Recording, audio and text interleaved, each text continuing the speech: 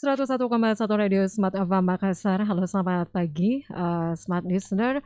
Apa kabar Anda pagi hari ini? Semoga untuk Anda yang beraktivitas hari ini tetap semangat ya menjalankan segala aktivitasnya hingga tuntas nanti.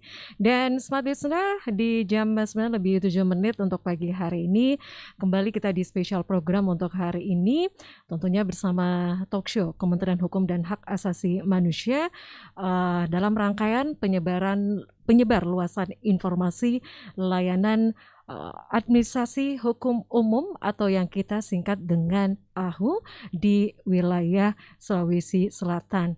Dan Smart Listener, layanan administrasi umum atau AHU ini adalah kegiatan yang berkaitan dengan kenotariatan atau notaris ya.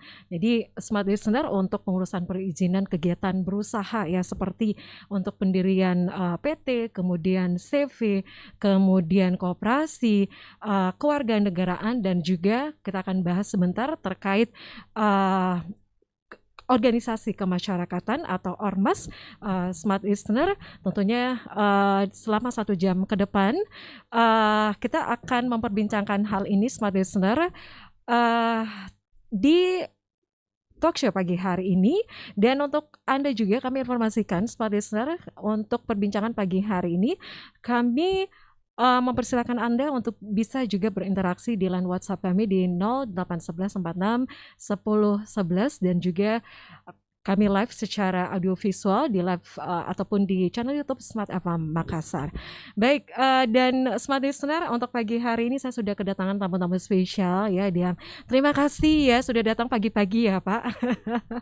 Yang pertama saya sapa dulu, di sini ada Bapak Dr. Abdul Muiz SHMH. Beliau merupakan Ketua Pengwil Sulsel Ikatan Notaris Indonesia. Assalamualaikum warahmatullahi wabarakatuh Pak. Waalaikumsalam warahmatullahi wabarakatuh. Gimana kabarnya Pak? Alhamdulillah Sehat? sehat. Iya. Baik, dan juga untuk pagi hari ini kita juga sudah bersama dengan Bapak Rahman STPM SI ya. Pak Rais Rahman ya, Pak Rais Rahman SSTP MSI dari Kasbangpol. Assalamualaikum warahmatullahi wabarakatuh. Selamat pagi Pak Rais. Waalaikumsalam warahmatullahi wabarakatuh. Selamat pagi Mbak Mirsa dan Smart Listeners. Iya. Dan Smart Listener, seperti yang kami informasikan tadi ya, bahwa untuk pagi hari ini merupakan siaran yang kedua kali terkait penyebarluasan informasi mengenai layanan administrasi hukum umum atau AHU di wilayah Sulawesi Selatan. Baik, sebelum kita memperbincangkan lebih banyak lagi terkait layanan administrasi hukum umum AHU di wilayah Sulawesi Selatan, sebelumnya saya ingin mengucapkan selamat dulu ya, kalau layanan administrasi hukum umum AHU di wilayah Sulawesi Selatan ini mendapatkan predikat yang sangat baik ya Pak ya. Tentu ini ada beberapa kriteria tertentu ya, mengapa layanan administrasi hukum umum di wilayah Sulawesi Selatan ini mendapatkan kriteria yang sangat bagus begitu ya. Tapi kita akan bahas sebentar itu. Tapi sebelumnya, sebelum kita lebih banyak lagi membahas mengenai layanan administrasi hukum umum AHU di wilayah Sulawesi Selatan, yang seperti saya informasikan tadi bahwa peran dari notaris ini sangat besar sekali ya. Baik, sebelumnya saya ke Pak Abdul Muiz dulu, mungkin bisa memberikan sedikit gambaran Pak, penjelasan terkait tugas ataupun siapa sih sebenarnya notaris itu. Makasih. Kita lebih bicara tentang notaris ya. Yeah. Adalah kita berbicara tentang sejarah ya, di mana pada abad ke-5 ya, itu dan masa jayanya notaris itu ada di abad ke-11 dan 12 di Italia bagian utara, yang mengenal bahwa ada tabulanes dan notaris dan sebagainya yang hanya mencatat ya dalam bidang-bidang kerajaan.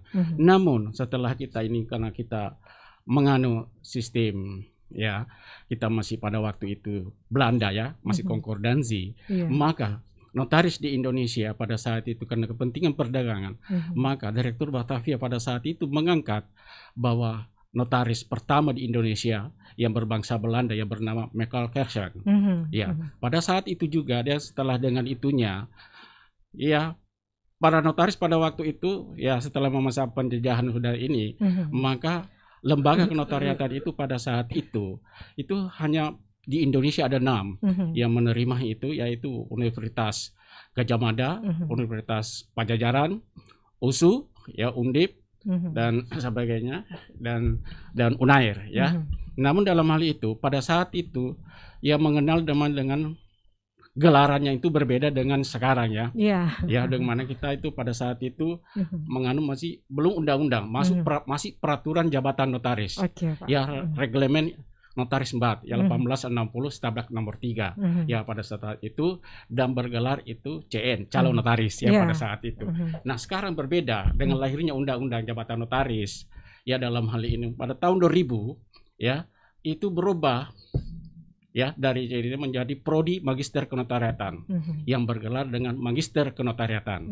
Ya, dengan itu lahirlah undang-undang nomor 2 ya 2014 status perubahan daripada undang-undang nomor 4 ya undang-undang nomor 30 tahun 2004 tentang peraturan jabatan notaris. Disinilah yang pertama notaris. Jadi notaris itu siapa? Adalah pejabat umum yang diberikan kewenangan untuk membuat akta otentik ya semua perbuatan-perbuatan kecuali diberikan kepada pejabat lainnya. Itulah kewenangan daripada notaris. Ya itu satu jabatan yang mulia. Karena kenapa yang mulia?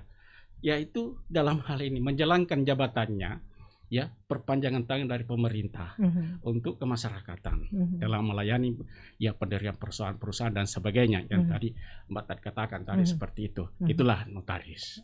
Ya seperti itu kita kenal dan jayanya notaris pada saat tahun 70-an ya seperti itu. Iya, jadi ini cukup panjang juga sejarahnya Pak ya. Baik, kaitan korelasi notaris dengan Kementerian Hukum dan Hak Asasi Manusia utamanya dalam penyebarluasan informasi administrasi hukum umum atau AHU ini seperti apa itu Pak Abdul Muiz? Karena kegiatan ini merupakan salah satu bentuk ya penyebaran luasan ya berhubungan dengan AHU ya dalam hal ini. Karena kita ketahui bahwa salah satu instansi pemerintah yang melayani ya AHU ini melayani ya kepentingan masyarakat ya publik dalam hal ini pelayanan publik dalam masyarakat dalam membangun sistem good governance ya kita menuju kepada ya governance clear kan gitu seperti itu.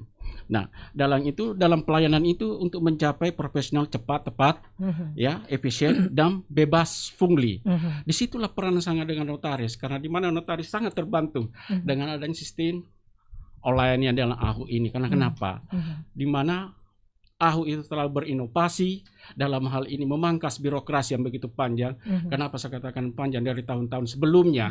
Bahwa untuk pengesahan satu persoalan terbatas memakan waktu cukup lama. Kita mengirim data ya ke Kementerian Hukum dan HAM pada waktu Menteri KHM pada waktu itu, ya itu memakan waktu berbulan-bulan, bahkan bertahun. Sekarang itu memakan waktu itu cukup singkat. Ya pengecekan nama itu sudah melalui online. Di samping itu pembayaran negara bukan pajak itu bisa dilakukan dengan sistem autodebit. Itu sudah korelasi dengan langsung melalui autodebit dengan kartu tanda anggota. Ya, notaris seluruh Indonesia itu sudah bisa menggunakan itu kartu tanda anggotanya untuk autodebit. Ya, untuk pembayaran negara bukan pajak. Begitupun juga kalau kita membayar dalam hal ini pemesan nama ya dalam pengesahan ya dan sebagainya. Itulah korelasinya karena sangat penting dan sangat terbantu notaris dalam hal ini. Ya dengan sistem ini kita menggunakan fiducia ya. Fiducia sekarang ini kita hanya 7 menit sudah terakses. Ya dulunya itu begitu panjang ya perbankan fidusianya bagi lembaga pembiayaan itu sangat ininya dengan adanya ini terpotong ya karena di mana dia dalam hal pelayanan berbasis dengan online ini ya ini yang terbaik ya ini di AHU. Kenapa saya katakan karena mengejar tadi seperti itu tidak ada itu face to face ya kan actionnya itu untuk menghindari adanya pungli. Inilah salah satu tujuan sebenarnya dari pelayanan dari AHU online ini untuk itu menjadi profesional dan accountable ya dalam ini transparansi ya dalam pelayanannya itu. Oke. Jadi peran AHU ini sangat besar Pak ya. Jadi untuk pengurusan perizinan yang tentunya terintegrasi secara elektronik ya Pak Abdul Muiz. Baik, kemudian Pak mungkin bisa lebih dijelaskan lagi nih untuk pelayanan notaris dalam sistem AHU ya. Ini erat kaitannya seperti apa saja Pak? Misalnya ya, kemudahan pelayanan yang diberikan kepada masyarakat begitu Pak? Ya, itu tadi saya sudah gambarkan dari awal bahwa sekarang kita untuk mendirikan satu badan hukum maupun non badan hukum ya, dalam hal ini katakan badan hukum lah koperasi ya, perseroan terbatas dan yayasan, itu waktunya tidak terlalu lama. Begitu kita yang biasanya berapa lama Pak? Ya, kalau pada saat tadi saya bilang itu PT, khususnya PT dalam hal ini itu memakan waktu itu berbulan-bulan yang untuk mendapat pengesahan dari kementerian ya. Dengan adanya ini itu tidak memakan waktu, sepanjang kita sudah mau flow tinggal kita bisa mencetak sendiri dalam hal ini SK ya. Dalam hal ini koperasi pun demikian, yang tadinya koperasi diberikan kepada menteri koperasi sekarang diambil alih oleh AHU dalam hal ini. Ya. Pak, untuk bisa prosesnya secara cepat begitu, apa yang harus dilengkapi oleh masyarakat begitu Pak, sehingga ataupun layanan AHU ini bisa lebih dipercepat lagi begitu. Peranan dalam hal ini peranannya sangat besar untuk menyampaikan kepada informasi pelayanan ya dari AHU kepada masyarakat khususnya notaris. Dia harus dalam hal ini tetap memegang teguh dengan prinsip kehati-hatian sehingga kita menghindari adanya namanya ya itu dalam ini Perkum nomor 19 ya dalam Kementerian Hukum dan Hal itu 2017 untuk adanya pencucian ya dalam hal ini pencucian uang, yaitu tindak pidana pencucian uang itu sudah keluar dengan itu, termasuk juga penyaluran untuk dana teroris. Itulah peran sangat dibutuhkan di notaris di situ dengan bekerja sama dengan AHU. Ada kotak sendiri pada saat kita menginput PT itu siapa pemilik manfaat, di situ dia masuk. Oh, siapa pemilik manfaat dari perusahaan terbatas ini, badan hukum ini. Begitupun juga koperasi, begitupun dengan CP. Ya, CP dalam hal ini kan non badan hukum. Ya, dimasuk bukan di SBH tapi masuk di SABU. Ya, SABU ya. Kan dalam hal Sistem ini. administrasi badan usaha ya. Di samping itu juga sekarang pemerintah dalam hal ini sudah memotong juga birokrasi perizinan yang kita nama dengan OSS, Online Single Submit itu yang berdasarkan dengan PP 24 ya 2018 itu sangat dengan itu tidak membutuhkan lagi namanya PDP dengan SIUP dan sebagainya. Disitulah nomor induk berusaha semua terkait dengan apinya pun demikian. Jadi bentuk pelayanan notaris dalam sistem AHU itu juga termasuk ya Pak untuk organisasi kemasyarakatan ya Pak. Pak Abdul Muiz. Iya, begitu kan perkumpulan dan sebagainya. Ya dalam hal ini begitu dengan ormas dengan sebagainya itu kita dalam hal ini kita kan dalam ini masuk dalam sistem itu ngecek apakah nama ini dibenarkan atau tidak. Apa ada nama ini ada sama se-Indonesia. Dulu CP itu boleh dibuat di mana satu daerah itu boleh bersama nama. Tapi, jadi bisa bersama nama Pak? Sama nama di saat itu. Tapi begitu ada dengan sistem online ini ya, dengan AHU ini, nama itu se-Indonesia tidak boleh lagi CP. Oh iya. Gitu. Tidak boleh ada yang sama. Jadi harus beda. Harus beda gitu. Biasanya itu kan nama itu ditolak. Kan nama ada yang sama. Begitu kalau kita dengan PT ya, pengecekan nama langsung tertolak. Kita memakai dulu ya, itu mengatakan Indo langsung ditolak, ini harus masuk blok ya. Begitupun kalau kita masuk ada nama Bosowa ya dalam hal ini ya, dalam hal itu minta izin dulu kepada grup Bosowa gitu.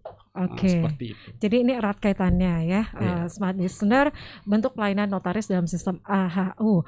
Jadi seperti juga diinformasikan bahwa peran pelayanan notaris dalam sistem AHU juga termasuk dalam organisasi kemasyarakatan atau ormas ya. Yang menjadi pertanyaan masyarakat tentunya seperti apa sih ormas yang legal, yang sah? Tentu ada persyaratan yang memang mereka harus penuhi ya. Pak Abdul Muiz, saya mohon izin juga nanti ke Pak Rais sebentar, tapi kita break untuk sesaat ya. Baik, Smart Listener, Anda juga bisa berinteraksi bersama kami. Tentunya kita masih ya membahas terkait layanan ataupun penyebarluasan informasi administrasi hukum umum atau AHU ya di wilayah Sulawesi Selatan. Kami masih menantikan Anda juga yang ingin bergabung, silakan di WhatsApp di 0811 461011 dan juga di live chat kami channel YouTube Smart Ava Makassar. Smart Listener, Anda jangan kemana-mana, kami akan kembali sesaat lagi. Ya, terima kasih Smart Listener, Anda masih bersama kami di spesial program untuk hari ini, masih penyebarluasan informasi layanan administrasi hukum umum atau yang kita singkat AHU di wilayah Sulawesi Selatan ya. Jadi tadi ya Smart Listener dari Pak Abdul Muiz tadi sudah memberikan penjelasan singkat ya peran dari seorang notaris ya dalam hal perizinan berusaha ya, yang dimana seperti berbentuk PT, CV, kemudian koperasi, sampai pada pembentukan ataupun organisasi kemasyarakatan ya, atau yang kita singkat dengan ormas. Dan ini juga menjadi pertanyaan kepada masyarakat ya. Sebenarnya untuk ormas-ormas yang ada saat ini ya, organisasi masyarakat yang bisa menjadi legal, bisa menjadi resmi, itu seperti apa sih pengurusan ataupun syaratnya itu seperti apa ya? Kita langsung saja bersama Pak Rais. Silakan Pak Rais. Jadi terkait dengan organisasi masyarakat, ini diatur melalui Undang-Undang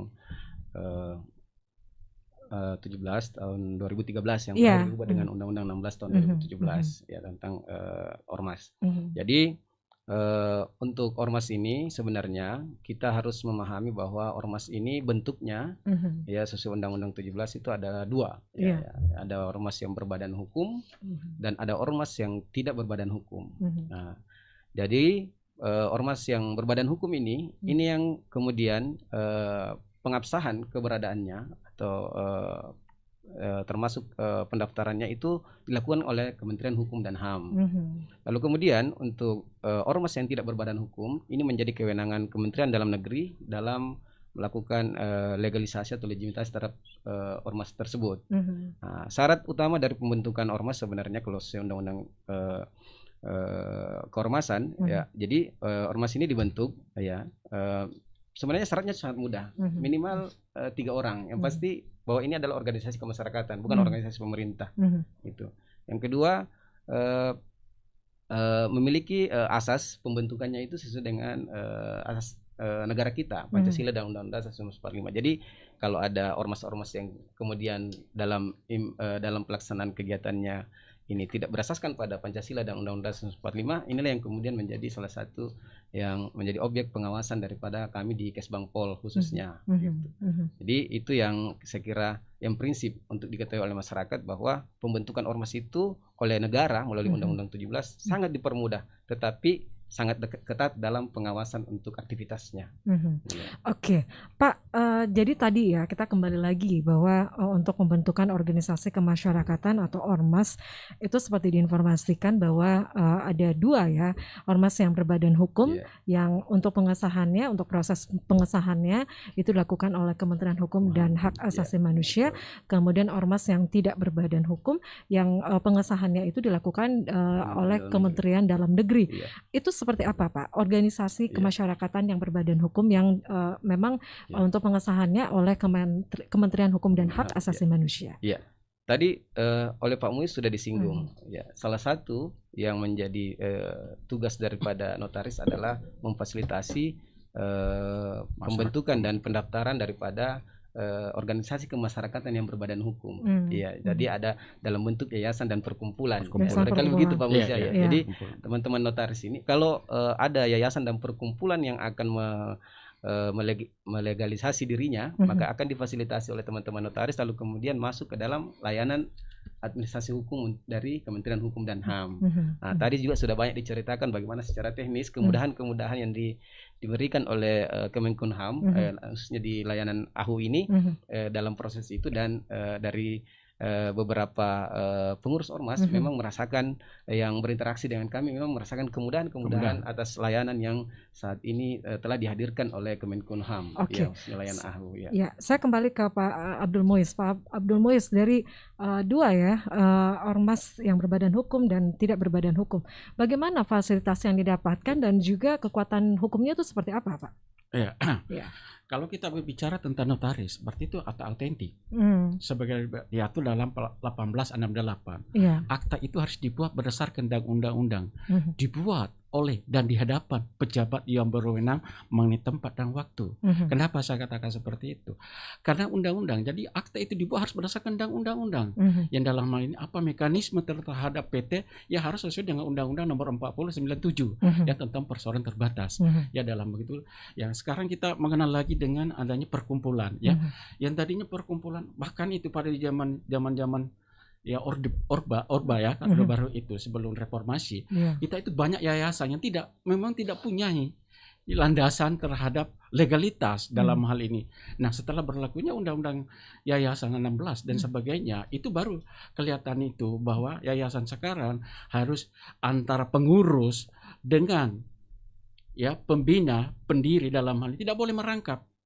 Oh ya, jadi harus terpisah begitu, harus terpisah. Pak. Pengurusannya harus jelas ya. Harus jelas. Di mana yayasan itu sudah dalam hal ini memisahkan harta pribadi dalam hal ini. Ini banyak kita masih menimbulkan permasalahan-permasalahan di lapangan. Oh, bapak saya yang mendirikan. Ya, menurut undang-undang sekarang tidak seperti itu. Tidak ada hubungan karena sudah memisahkan harta pribadi. Ini yayasan punya. Nah, seperti itu banyak salah tafsir. Ya, dalam hal ini baik di dalam penyidikan itu kadang-kadang memanggil seseorang notaris itu padahal tidak pada tempatnya karena undang-undang yayasan tidak menganut seperti itu. Ya, begitu dengan habis ininya bahwa pendiri dan sebagainya. Tinggal notaris itu pada saat untuk menyelesaikan dengan undang-undang yang tentang yayasan, maka dia harus bikin kronologis terhadap pendirinya yayasan tersebut. Yang seperti itu. Ya, kita kembali lagi Pak Abdul Muiz untuk kekuatan hukumnya tadi, Pak. Seperti apa yang disahkan di Kementerian Hukum dan Hak Asasi Manusia, kemudian yang pengesahannya di Kementerian Dalam Negeri itu seperti apa, Pak? Nah, kalau kita berbicara tentang legalitas, ya, kita tadi kan rujukan kita di 1868 atau TNT yang mempunyai pembuktian formil, materi dan lahiria, ya kan? Tetapi secara legalitas bahwa apabila pendirian PT, katakanlah A, karena PT itu adalah merupakan perjanjian. Jadi PT tidak bisa didirikan seorang, harus 2 orang. Namanya perjanjian. Ya, sebagaimana diatur dalam pasal 13 KUH Perdata yang katanya perjanjian antara A dan B. Adanya teknologi dalam hal ini untuk berprestasi dalam hal ini. Nah, dalam mendirikan PT, bahwa itu PT untuk melakukan satu perbuatan hukum sepanjang belum mendapat pengesahan dari Kementerian Hukum dan HAM, maka akta itu dalam hal ini masih baru akte pendirian. Ya, berarti para pihak, artinya direksi maupun komisaris dan para pemegang bertanggung rente terhadap kerugian ditimbulkan kepada pihak ketiga. Tapi apabila persoalan terbatas tersebut telah mendapat pengesahan dari Kementerian Hukum dan HAM, maka direksi dan komisaris bertanggung jawab dalam hal ini, di mana direksi untuk menjalankan tujuan daripada persoalan terbatas baik di dalam maupun di luar pengadilan dalam hal ini. Ya, itu tadi ya. Jadi untuk kekuatan hukumnya itu seperti itu. Baik, dari Pak Rais ada yang ingin ditambahkan, Pak? Saya ingin menambahkan masih terkait dengan yang disampaikan oleh Pak Muiz, bahwa salah satu layanan dari layanan AHU ini dari Kemenkumham adalah sistem pendaftaran online untuk yayasan dan perkumpulan sebagai bagian dari ormas berbadan hukum. Dengan sistem ini ternyata memang akhirnya pemerintah atau negara sudah mampu menyaring ormas-ormas yang selama ini berbadan hukum sama, tetapi kemudian kan mereka dapat disaring, difilter atas kesamaan beberapa hal, misalnya misalnya dalam undang-undang ormas mengatakan bahwa tidak boleh ada larangan bagi ormas untuk menggunakan atribut, nama dan lambang yang sama dengan organisasi yang lain. Kemudian ketika mendaftarkan secara online sama seperti kasusnya persoalan terbatas dengan sistem ini, maka kemudian hal itu bisa disaring, dihindari, dan ketika kemudian itu terjadi, maka secara otomatis sistem akan menolak permohonan pendaftaran dari ormas berbadan hukum yang memiliki kesamaan nama, lambang dan atribut-atribut lain dengan ormas lain, bahkan yang terkait dengan kesamaan lambang, nama dan yang digunakan oleh pemerintah. Tidak boleh. Itu larangan. Itu salah satu larangan daripada ormas. Satu ormas harus menggunakan menggunakan bahasa Indonesia, bukan bahasa asing. Kemudian tetapi dari sisi kepengurusan tidak ada larangan. Tidak ada larangan. Saya kira ada orang yang kemudian menjadi pengurus dari beberapa ormas-ormas. Itu tidak ada larangan. Tapi yang larangan itu adalah atribut dan seterusnya. Dan itu masuk dalam layanan administrasi hukum umum AHU ini ya. Nah, kalau kita berbicara terkait ormas, berapa banyak ormas yang terdaftar di wilayah ini, Pak? Tapi kita jawab dulu atau kita langsung saja ke live chat yang saat ini sudah banyak masuk nih. Saya baca dulu ya. Boleh. Kita lanjut lagi sebentar itu ya, Pak Rais ya. Baik, ini untuk akun yang pertama yang masuk di live chat channel YouTube Smart FM Makassar. Selamat pagi untuk Ibu Neima Hidroponik. ya terkait ormas katanya. Regulasinya itu seperti apa? Apakah ormas itu memang dibutuhkan karena banyak beredar di sosmed banyak ormas atau LSM yang LSM. meresahkan masyarakat. Baik, Ini langsung dijawab Pak Rais. langsung ya. Makasih Bu siapa tadi yang di chat? Nima Hidroponik. Ya, Bu Nima, pertanyaannya bagus sekali. Jadi yang pertama saya ingin menjawab dulu apa yang disampaikan oleh Mbak Mirsa. Jadi jumlah ormas yang ada di Sulawesi Selatan ini, untuk ormas yang berbadan hukum itu, yang di data kami itu ada 182 ormas. 182 Iya, ormas. Ya, kemudian yang tidak berbadan hukum ini ternyata ini yang lumayan banyak ini Bu Mirsa. Kami data terakhir per hari ini 725 ormas yang berapa, di Sulawesi Selatan. 725 ormas yang tidak berbadan hukum. Iya. Wah, yang tidak berbadan juga, ini Pak. yang didata oleh Kemendagri. Iya, Kemendagri. Dan alhamdulillah Sulawesi Selatan mencatat sebagai provinsi terbanyak ormas tidak berbadan hukumnya. Iya. Terkait dengan apa yang dipertanyakan oleh Bu Nima tadi, ya banyaknya ormas yang ada saat ini, kemudian ini juga menjadi tantangan bagi pemerintah daerah, khususnya kami di Provinsi Selatan beserta seluruh pemerintah kabupaten kota. Kenapa? Karena dalam Undang-Undang Ormas dikatakan bahwa dimandatkan kepada gubernur, bupati, wali kota untuk melakukan pengawasan dan pembinaan terhadap ormas, ya baik itu yang berbadan hukum maupun yang tidak berbadan hukum. Ya memang dalam proses kami misalnya untuk pengawasan yang kita lakukan itu adalah sifatnya pengawasan eksternal, pengawasan pemerintah terhadap jalannya aktivitas daripada ormas. Tetapi basisnya pengawasan kami itu adalah pada pengaduan masyarakat, Pak. Ya, jadi pengaduan masyarakat. Kami dalam posisi menerima pengaduan masyarakat untuk kemudian menindaklanjuti pengaduan tersebut dan memberikan sanksi. Jadi ada prosesnya dulu, Pak? Ada proses yang diatur melalui Undang-Undang Keormasan, bagaimana menjatuhkan sanksi kepada ormas-ormas yang terbukti melanggar ADART-nya, melanggar tujuan pembentukannya, apalagi melanggar asas daripada pembentukan negara kita, itu Pancasila dan Undang-Undang 1945. Nah, ini yang prosedur mekanisme yang selama ini dijalankan oleh pemerintah, baik Kemendagri maupun pemerintah provinsi dan pemerintah kabupaten kota. Jadi ketika ada yang dalam tanda kutip nakal ormasnya, ya silakan diadukan kepada Badan Kesbangpol, baik di provinsi maupun di kabupaten kota. Kami akan menindaklanjuti pengaduan masyarakat itu untuk kemudian melakukan verifikasi dan evaluasi terhadap aduan, dan kemudian kami akan menjatuhkan sanksi kepada ormas yang bersangkutan. Iya, jadi prosesnya itu masih ada beberapa tahapan ya sebelum dibubarkan, gitu ya, Pak ya. Oke.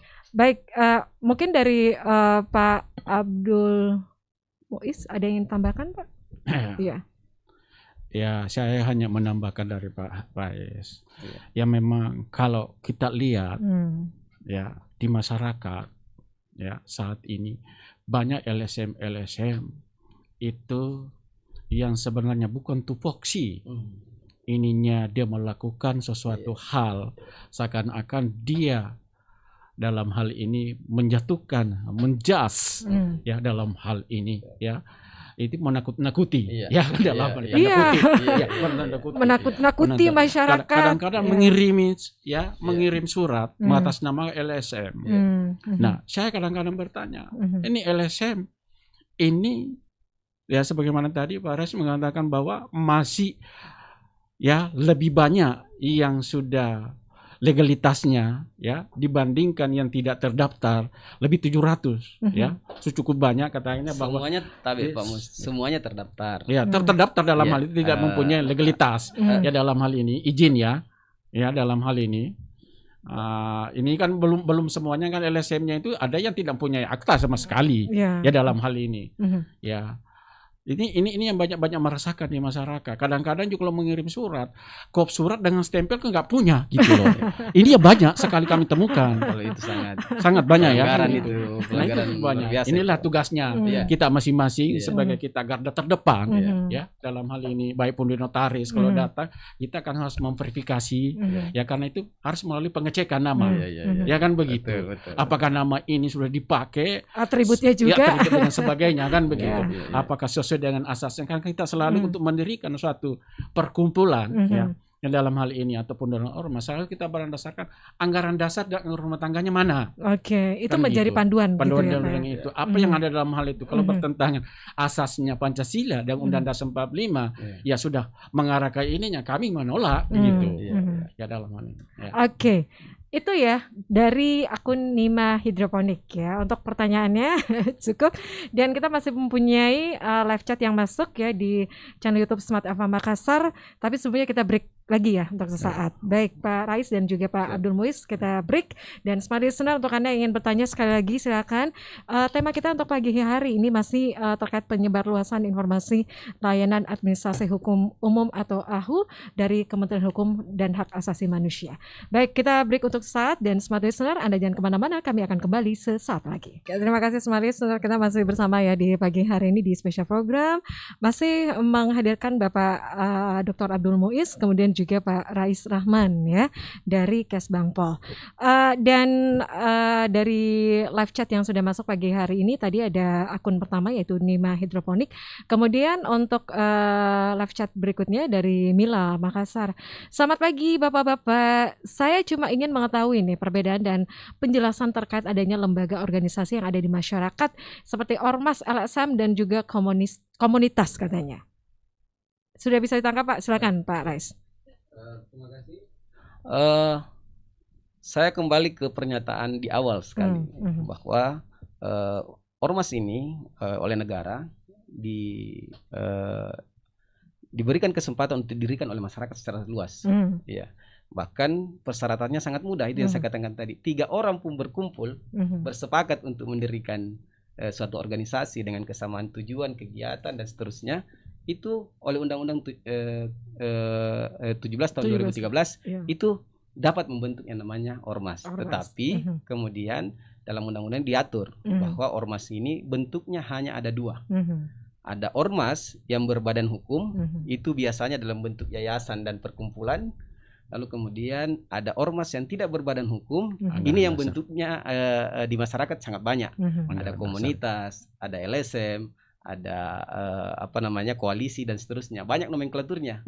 Nah, itu kemungkinan yang seperti ini yang organisasi masyarakat yang tidak berbadan hukum. Ya, jadi semuanya legal, karena dilindungi oleh undang-undang pembentukannya. Lalu kemudian pengawasannya oleh pemerintah, lalu kemudian juga ada pembinaannya oleh pemerintah. Iya. Jadi dalam undang-undang ormas dikatakan bahwa kepala daerah, baik itu gubernur, bupati, wali kota, punya kewajiban selain mengawasi juga melakukan pembinaan. Salah satu pembinaannya melalui pemberdayaan ormas namanya. Seperti apa Pak? Pemberdayaan ormas ini kita lakukan dalam 3 kegiatan, 3 kegiatan utama. Yang pertama adalah fasilitasi kebijakan. Jadi seluruh kebijakan yang terkait dengan ormas itu akan disusun oleh pemerintah dan pemerintah daerah, baik itu dari pemerintah pusat sampai ke pemerintah daerah. Apapun yang kemudian terkait dengan keormasan, ada kewajiban pemerintah menyusun kebijakannya, Pak. Gitu. Yang kedua adalah kita dalam peningkatan pengelolaan manajemen organisasinya. Iya, jadi biasa kita adakan pelatihan, kursus, dan termasuk kepada pengembangan SDM pada pengurus. Nah, yang terakhir ada instrumen kebijakan khususnya di pemerintah daerah adalah memberikan bantuan hibah kepada ormas-ormas yang kira-kira oleh kami itu sangat kontributif terhadap tugas-tugas pemerintah daerah. Karena sesungguhnya keberadaan ormas itu diharapkan membantu pemerintah mencapai tujuan-tujuan pembangunan kita. Nah, itu dulu yang filosofinya itu sebenarnya. Keberadaan ormas kemudian negara mengakui karena berharap dengan adanya ormas maka pemerintah negara terbantu untuk melakukan agenda-agenda pembangunannya. Nah, itu sebenarnya Mbak Mirsa yang harus juga diketahui oleh masyarakat supaya teman-teman yang saat ini yang sedang menjadi pengurus ormas ataupun yang berencana untuk membentuk ormas, tolong ingat dulu tujuan pembentukannya apa. ADRT gitu ya. Jangan hanya ujuk-ujuk hanya mau berkumpul dan seterusnya, tetapi ada tugas mulia yang diharapkan oleh negara adalah mereka membantu kami pemerintah untuk kemudian mengawal pembangunan ini bersama-sama dengan pemerintah, mengawal pembangunan, mensukseskan pembangunan dan seterusnya, sehingga kemudian ini dampaknya bisa ke masyarakat secara luas. Saya kira itu. Baik, kita tadi sempat menyinggung juga ya ormas yang tidak masuk dalam kedua tadi ya. Jadi ormas yang tidak berbadan hukum dan yang berbadan hukum, kemudian ada ormas yang liar juga gitu. Itu termasuk yang seperti apa itu, Pak? Ormas liar ini yang tentu saja tidak terdaftar oleh kami, tidak terdaftar di Kemendagri, tidak terdaftar juga di sistem di Kemenkumham. Ketika ini terjadi dan masyarakat mengetahui, apalagi mohon maaf banyak kasus ternyata yang kita temukan ormas-ormas ini, ormas yang dalam tanda kutip liar ini tidak terdaftar, itu yang sering berperilaku meresahkan masyarakat sehingga ini melakukan pungli begitu ya, ini Pak, akan kami secara berjenjang akan memberikan teguran itu tidak bisa juga disanksi berdasarkan undang-undang karena dia tidak masuk dalam bagian undang-undang, tetapi dalam kapasitas sebagai kepala daerah maka sebagai penanggung jawab penyelenggaraan urusan pemerintahan umum, maka bupati, gubernur, wali kota itu berkewajiban untuk menetralisir hal-hal yang seperti ini. Baik, seperti yang diinformasikan ya, jadi untuk ormas sendiri itu ada yang berbadan hukum, silakan dilaporkan. Intinya dilaporkan, masyarakat laporkan, kami akan lakukan tindakan. Jadi masyarakat juga harus cerdas begitu ya, mengamati ya ormas seperti apa yang legal dan ilegal begitu. Saya kembali ke Pak Abdul Muiz, Pak. Kalau semuanya tadi seperti yang diinformasikan bahwa untuk ormas itu kan berbadan hukum, Pak. Misalnya Pak, seandainya ya pada saat mereka melakukan kegiatan, mereka keluar dari jalur yang memang telah ditetapkan oleh keluar jalur dari ADRT-nya begitu. Untuk proses pembubarannya itu seperti apa, Pak? Iya. Tadi seperti yang tadi dikatakan oleh Pak Rais, itu kan kita harus melihat apakah sudah ada SKT-nya. Ya kan dalam hal ini. Nah, kalau menurut undang-undang ya, kalau sudah itu kan jangka waktu. Dengan sendirinya kalau berakhir dengan ininya maka bubar dengan sendirinya. Kalau undang-undang sudah tegas mengatakan bahwa apabila jangka waktu tidak diperbanyak maka dengan sendirinya dianggap sudah bubar gitu. Jadi boleh saya tambahkan silakan Pak. Di dalam penerapan sanksi dalam penerapan sanksi ini kan bertingkat juga ini Pak. Bagi yang sudah terdaftar baik di Kemenkumham maupun di Kemendagri, kemudian terbukti misalnya melakukan pelanggaran, lalu kemudian kita akan berikan sanksi tertulis.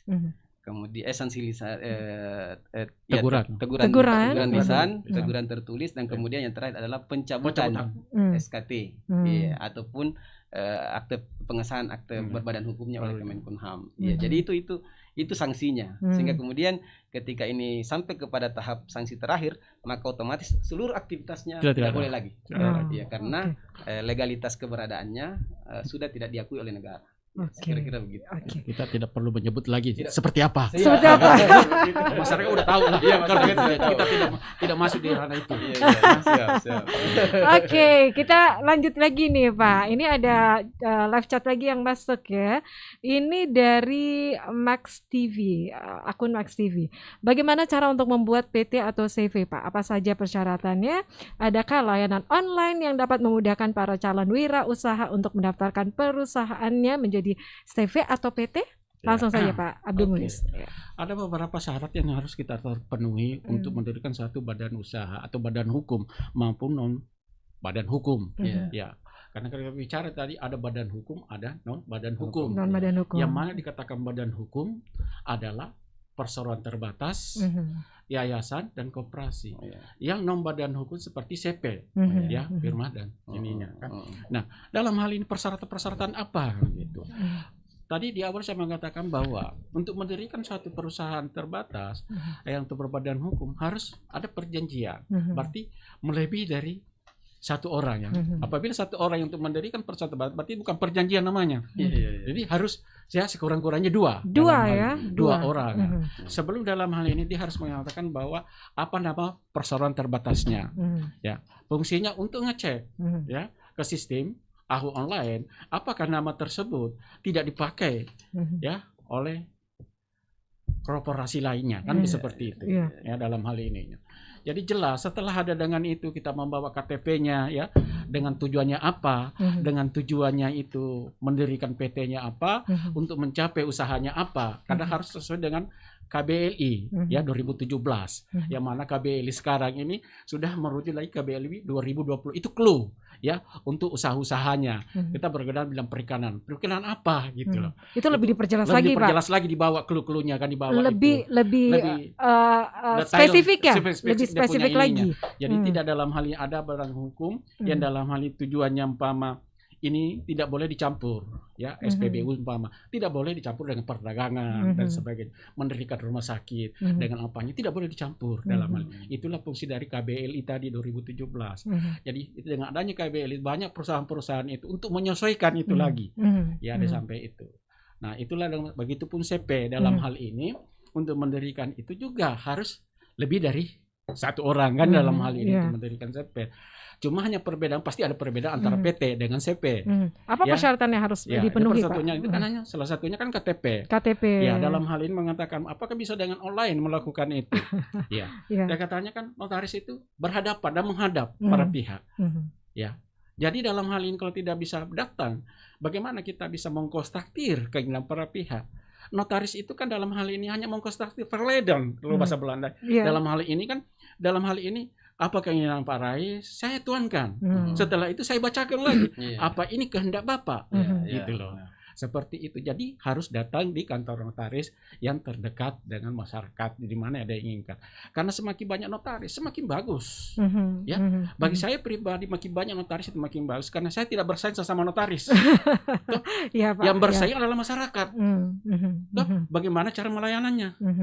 Kan gitu. Jadi masyarakat sekarang bebas memilih notaris mana yang mereka inginkan ya. Gitu. Pelayanannya bagaimana kan gitu. Orang kan dalam hal ini ada orang kan memilih salah satu, bayangkan seperti dokter ya, kalau kita dokter asistennya yang datang dia bilang dia malas ya kan asisten yang datang kan begitu kan gitu. Kan seperti begitu pun juga kan notaris ya, baik. Jadi pilihannya kepada masyarakat begitu ya. Kita ada lagi Pak untuk live chat dari akun Sikats Pak Tabe. Pak Kasbangpol, ketika kami melihat atau mengetahui ada ormas atau LSM yang berbuat merugikan, kemana kami bisa melaporkan? Adakah cara termudah untuk melaporkan, Pak? Baik. Silakan dijawab secara singkat, Pak. Iya.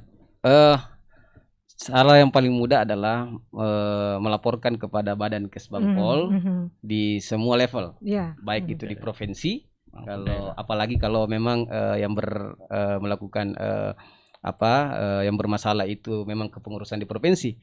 Kalau di kabupaten kota silakan mengadukan ke Badan Kesbangpol kabupaten kota. Insya Allah teman-teman kita akan menindaklanjuti pengaduan masyarakat sebagai bagian dari kewenangan yang diberikan oleh negara kepada bupati, gubernur, dan wali kota. Baik, kita ada lagi nih dari akun Ali-Ali. Banyaknya kelompok yang meminta sumbangan dengan mengatasnamakan suatu lembaga. Bagaimana masyarakat menyikapi hal ini? Apakah lembaga tersebut sudah terdaftar dan bagaimana memastikan tujuan dana sumbangan katanya? Iya. Jadi dijawab singkat Pak. Baik. Untuk ada salah satu larangan daripada ormas adalah mengumpulkan sumbangan ataupun dana masyarakat yang tidak sesuai dengan ketentuan gitu. Jadi keberadaan ormas salah satunya larangannya adalah itu. Jadi kemudian untuk yang tadi ditanyakan mengenai bagaimana dengan yang terdaftar atau tidak terdaftar, ini memang saat ini kita punya ada sistem informasi ormas atau si ormas. Si ormas ini dapat diakses, tapi mohon maaf karena si ormas ini hanya sistem informasi keormasan yang dibangun oleh Kementerian Dalam Negeri sehingga sesuai dengan kewenangan kami saat ini hanya mengelola organisasi-organisasi masyarakat yang tidak berbadan hukum. Nah, untuk yang berbadan hukum maka kita masyarakat boleh mengakses pada sistem yang disiapkan oleh layanan daripada AHU ini. Jadi SOS supaya namanya tadi ya. OSS ya. Online Single Submission. OSS ini yang akan kemudian bisa digunakan oleh masyarakat untuk mengecek apakah ormas-ormas yang berbadan hukum ini yang melakukan aktivitas dalam tanda kutip menyimpang dari pembentukannya, tujuan pembentukannya itu terdaftar atau tidak terdaftar di Kemenkumham. Jadi dua jalurnya Mbak Mirsa, dua jalur. jalurnya untuk saat ini juga jalurnya. Yang terakhir dari kami, maaf ya, ya, silakan. Saya karena ini ada teman-teman kegiatan ini dilakukan oleh teman-teman dari Kemenkumham, kami hanya berharap sinergi kita ditingkatkan dalam konteks pengawasan dan pembinaan terhadap ormas khususnya yang berbadan hukum. Ya, jadi mungkin titipan saya kepada teman-teman di Kanwil Kemenkumham Sulawesi Selatan ini, mungkin bisa kita tingkatkan koordinasi konsolidasi antara Kesbangpol dan Kanwil Kemenkumham, karena selama ini memang kami agak kewalahan. Kalau di Undang-Undang Ormas itu kan pendaftarannya badan hukum melalui Kemenkumham, tetapi kemudian kewajiban daripada ketika sudah terdaftar harus melaporkan ke kami keberadaannya, keberadaan ormasnya itu. Nah, tetapi ketika kemudian proses pelaksanaan kegiatan-kegiatannya itu otomatis menjadi tanggung jawab pemerintah daerah. Nah, dalam proses mengawal ormas-ormas badan hukum ini mungkin yang menurut kami butuh koordinasi lagi lebih ditingkatkan supaya kita sama-sama mengawal lah. Kami jangan sampai kemudian dianggap gubernur ataupun bupati wali kota lupa untuk mengawasi ormas-ormas badan hukum, mengingat itu kewenangannya kewenangannya lebih banyak pada Kemenkumham. Baik, ini juga sekaligus yang menjawab dari beberapa live chat yang sudah masuk ya, seperti Dian Mega Safitri tadi sudah terjawab ya penjelasan dari Pak Rais tadi, kemudian ada juga Rahman Yasan Perdik ya, kemudian ada juga Pak akun Swardi ya, dan beberapa live chat yang sudah masuk di pagi hari ini yang mohon maaf tidak bisa kami baca satu persatu ya. Baik, saatnya kita simpulkan ya apa yang menjadi catatan kita terkait pelayanan perizinan terintegrasi secara elektronik atau yang kita singkat dengan administrasi hukum umum atau AHU ini ya. Baik, mungkin dari Pak Abdul Muiz bisa memberikan catatan, Pak, silakan.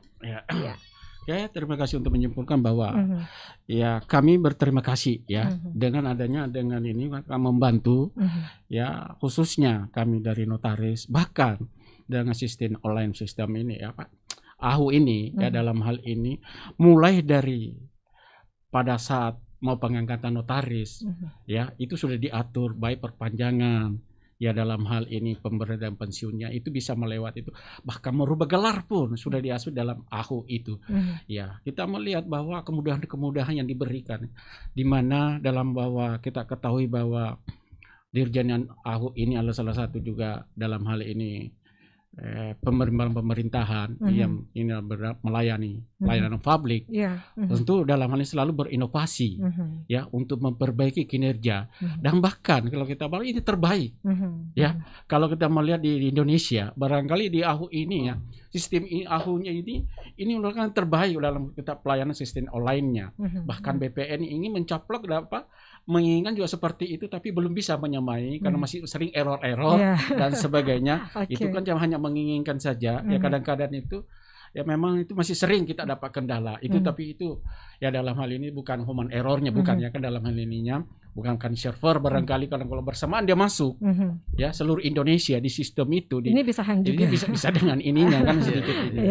Maka memang harus kita dalam pelayanan ini notaris itu sangat berterima kasih ya dalam hal ini dengan ininya, karena kenapa di samping itu tadi filosofinya sebenarnya ya kenapa dengan itu untuk menghilangkan itu tadi dengan adanya transparansi itu dengan untuk melakukan itu secara profesional ya akuntabel ya dengan ininya sinergi antara satu dengan lainnya dengan sehingga tidak ada face to face actionnya untuk menghindari pungli sebenarnya. Jadi sekali lagi dengan adanya administrasi hukum umum atau AHU secara online ini itu bisa mewujudkan pelayanan yang prima kepada masyarakat ya, untuk mewujudkan pemerintahan yang good governance menuju clean government.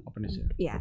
Baik, terima kasih sekali lagi ya untuk semua narasumber yang saat ini sudah hadir di studio. Sekali lagi terima kasih untuk Bapak Dr. Abdul Muiz SHMH, Ketua Pengwil Sulsel Ikatan Notaris Indonesia, dan juga terima kasih untuk Bapak Rais Rahman SSTP MSI dari Kesbangpol Ya, baik, dan Smart Listener untuk rekaman perbincangan ini Anda juga bisa menyaksikannya langsung di channel YouTube Smart FM Makassar. Jangan lupa untuk like dan juga subscribe-nya, kami tunggu. Dari lantai 3 Gedung Tribun Timur Makassar, saya Mirza Arianti pamit. Selamat pagi, Assalamualaikum warahmatullahi wabarakatuh. Waalaikumsalam Waalaikumsalam warahmatullahi wabarakatuh.